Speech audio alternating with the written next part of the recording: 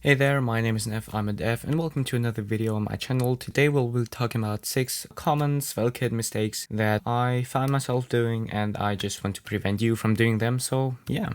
First of all, we got form actions instead of endpoints. So in Svelte, we have two different things. We got, API slash logout.ts, API slash logout slash plus server.ts.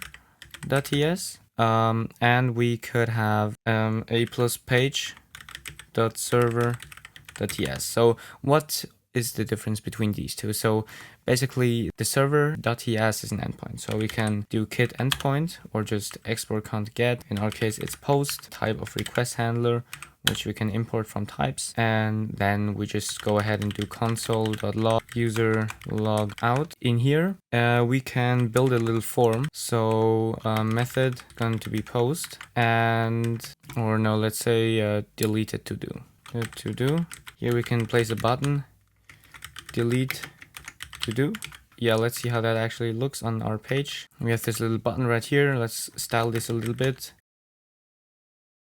And yeah, so method of course is not allowed now, but if we go to page.server.ts, we can do a kit actions, which is a form action, and this is basically what this point is about. We have an action, and this differs a little bit because we have default, and we can now put async, and now we have this function. We can of course also console.log deleted to do, but I don't think that's a very convenient way, because if you have more than one action, as it is on my to do, we have all of these form actions, all of these specific form actions, and I am not really happy with this architecture because first of all, I need to wrap every button into a form, and what you can do instead is add the script tag right here, set the lang to ts.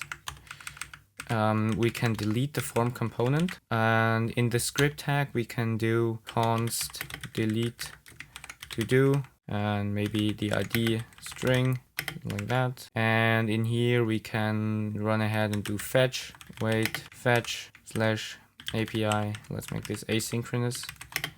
API slash logout, and make this a template string. API slash logout slash ID is equals to, and make a $sign, and then we can pass in a template string. Then yeah, we basically do this. In here we go ahead and do method is post, and then we basically go ahead into here, and in our endpoint we can take URL, and then we can do const post ID is equals to URL dot search params dot get, and then we can do ID, and in here let's just go ahead and do a template string again, deleted post with ID post ID. And now if we click again on this one, and okay, well, it won't happen anything. Let's actually make this like that. We of course need to specify this one, and then we go ahead and delete to do and make that, and then if we hit that endpoint, deleted post with ASDA. Of course I don't have any backend connected to this, so this won't do anything. We can of course also take out this one and just paste it in here, so it will return a response in here. And then actually we can go into our network, press delete to do ASDA, it worked, and the preview, the response, yeah, delete the post with post ID. Nice. So yeah, so the next one is data loading. For that, we kind of need to understand how data loading really works. So data loading, we put that in a plus page.server.ts file. So and this looks something like that: export const load, and then this would be page server load, and of course a function, an async function, and we want to return something in here. Yeah, so let's say we have this little load function right here, and we can basically await these to-dos from our JSON placeholder, and let's see how this looks. We have an array of some yaps, and yeah, we basically have an array of many to-dos, and what we can now do is return these to-dos, And in here, in our script tag, we can do export let to-dos, export let data is equals to page server data, and const to-dos is equals to data.to-dos. And now in our main tag, we can go ahead and do hashtag each to-dos as to-do. And for example, here we can do to-do.title. Let's put that in a P. So that is a bit more pretty. So yeah, we basically now have all of these to-dos right here. But if we have an H1 and we put that right here, let's make that class. We have this little tag right here. But if we open this, everything will load instantly. But if our load function is taking its time to load, for example with Drizzle, you of course are not just like awaiting just this one, but you're awaiting a ton of things. So what you want to do in the end is go ahead and, like in React with suspense and fallback, we don't want the whole page to load, but for example, we only want this thing to load. Let's actually put this inside the main tag. And what we can do now is go ahead and remove this await statement right here, which will turn this into a promise. And what we now can do is go ahead and do await. Let's actually remove that. What we can do here is an await statement. We can do data.todos. And here we can write loading to-dos and then to-dos. And in here we can then actually do hashtag each to-dos as to-do and then to-do.title. Now, as you can see, we have this fallback of always displaying hello. And it actually, if we give this a little class now that is a bit more differentiated, we can see that it's actually loading the posts first and then it makes it appear the post. Let's wrap this into a p tag so that it looks a bit better. Yeah, so we can of course throttle this. Yeah, quite some time, but I think you get the point. So the next thing I want to talk about is writables. So in Svelte, there is something called stores, which give us basically reactivity. And we have something that is called writables. So in our lib index, let's just go ahead and do const cool num is equals to writable. We need to import that from Svelte store. And here we can pass in the value of the writable. And we're just going to set the initial value to 1. And we can export that and import the value from here. So import cool num, and in here we can, very importantly, put the $sign before and then do cool num. So here we got 1. Let's put that in an H1. That's enough. Okay, so we basically have this thing. We could also make a component right here. So components / number display .svelte, and let's take this one and put that in here. And we can also import, like basically we can put everything in here. In here we can do a script tag. No, let's actually do just number display and make this a lang of ts. Nice, that's working. So now if we actually want to access this value somewhere else, like in another component, we would kind of need to pass this value around. So this is kind of like a context. So Wolf Bricks is probably a good example for that, because in Wolf's Bricks I have this lib cart.ts, which also has a lot of writables. Yeah, it's basically their local storage store, which is Skeleton's wrapper around writables into a local store. That's pretty cool. And yeah, so basically in here we can change all the we can have this like global context. In React we would use context, but context in Svelte is something different. So yeah, that is that. So we can then make a button right here, and we can do increment value.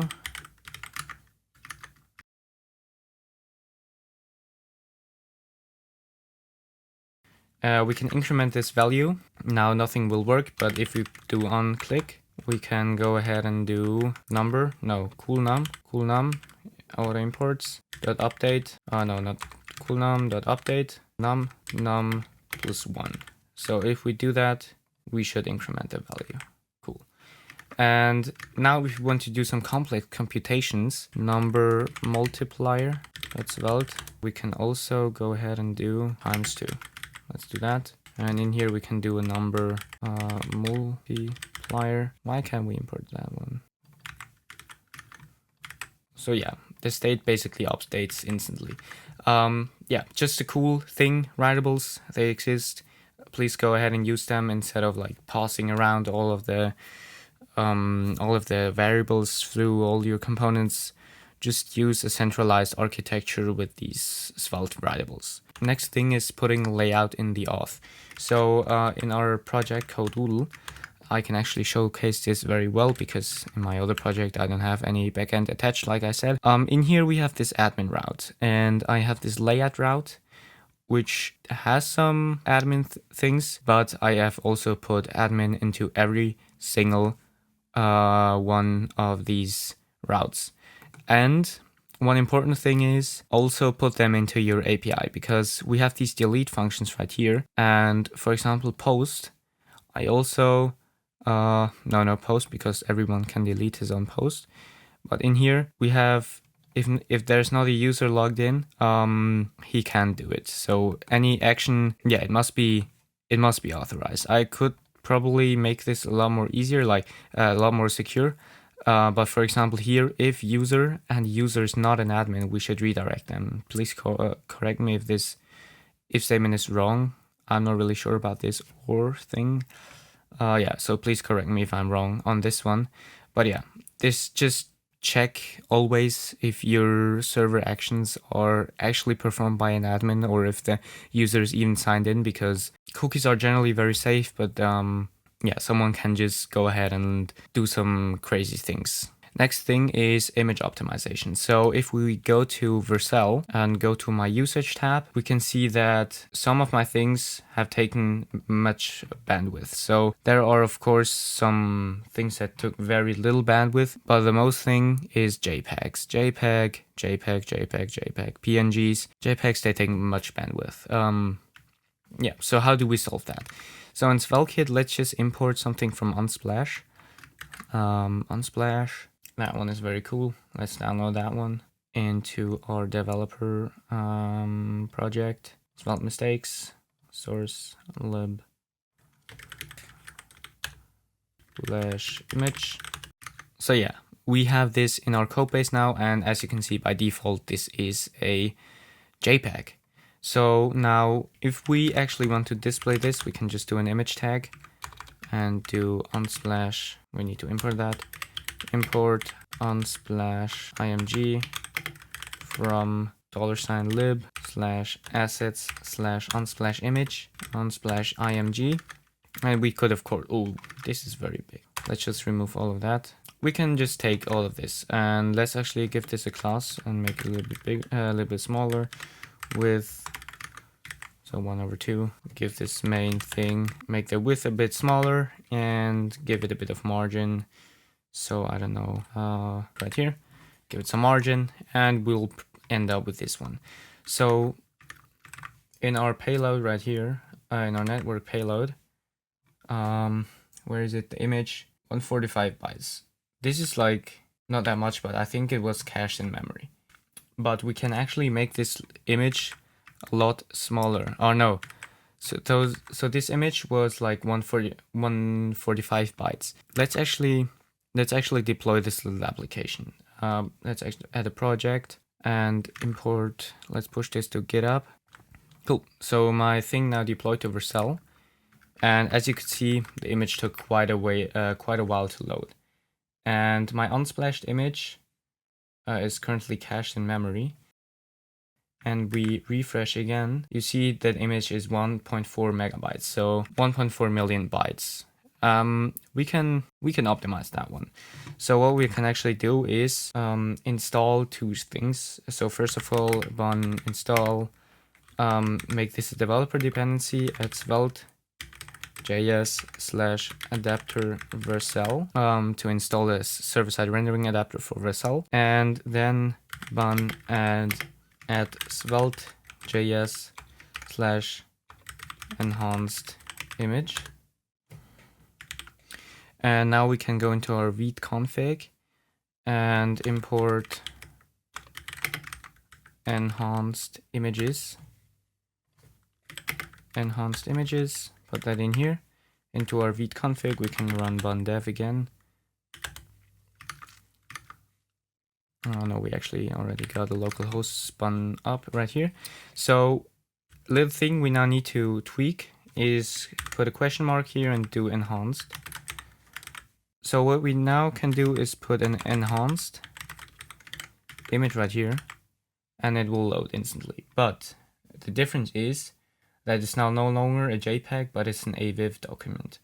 And it's only 163 kilobytes, meaning only 163,000 instead of 1.4 million bytes, which is optimization, I would say, isn't it? And we can also make loading lazy or eager, but I would prefer lazy, so that the image like does not get streamed into, but like it just appears when it's finished loading. So added enhanced image and Vercel adapter, and we get a lot smaller bundle size right here. Of course now it's cached, but I think the original size was also 163 kilobytes, which makes sense. So the last thing I want to talk about today is Tailwind CSS. So as you can probably could see, text red 500. I am using Tailwind CSS for this project, but oftentimes we can have some conditional classes, because we can of course also supply a template string for this class. Yeah, for example, we could do this syntax right here in our template string, make this font bold, text 3XL, and then in here we can do error equals false, or const error is false, and then we can do if error we want to render text red 500, and else we want to render text green 500. So of course now error is false, but if error is true, we will receive that one. But what if we actually make text blue 500 right here? The thing will be completely confused. I am actually not sure what the behavior of that would actually be, but we can test this out with bun add CLSX and Tailwind merge. We now got these two classes. So what we can do now is just go ahead into in here, make this little function, import that one from CLSX, import Tailwind merge, and import that one. Yeah, what we can do now is call this action. So we actually take this out and comment that out real quick. And what I'm gonna do next is make CN, and in here I'm gonna do font bold. So make this one, that one, and now it will have this little thing right here. And if we do error equals false, we will get a green thing. So this is now in priority. Yeah, so like that, you can kind of avoid mistakes when rendering your Tailwind classes, because especially if you have many Tailwind classes, it will get very messy, and then it's just more handy to just put CN in here instead of like one long template string with some if statements and some other nested if statements and whatnot. So pretty amazing. So these were the 6 things I wanted to show you in this. I hope you liked it. If so, leave a like and subscribe, and yeah, we'll see you in the next one. Bye.